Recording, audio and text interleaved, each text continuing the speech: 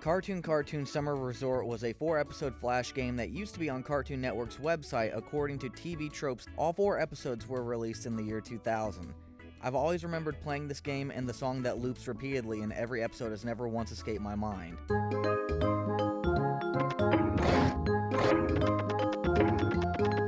You have to go around and complete tasks for characters from former Cartoon Network shows such as Ed, Edd and Eddy, Powerpuff Girls, and Johnny Bravo, to name a few.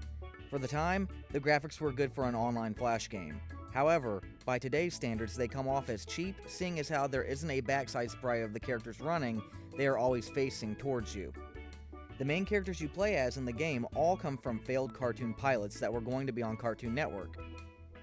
In Episode 1, you play as Uncle Gus. It's in a row! They're called ringers, Beotus. Do you mind?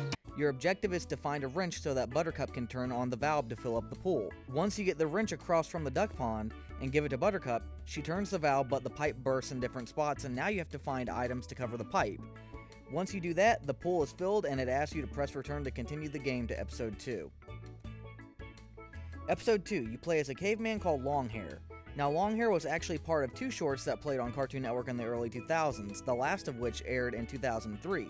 The creator, Gavrilo Nadovic, has been trying to get a 3rd short made since 2015, but has been unsuccessful on Kickstarter. An ironic choice of words. This episode, you have to help Dexter plug up the cannons to his tennis robot, the Tennistron X35-Z. First, you'll need to get Dexter a suit of armor and then collect 5 items to plug up the cannons. Once you have done that, the head of the Tennistron will blast off and everyone can play tennis in peace again on the island.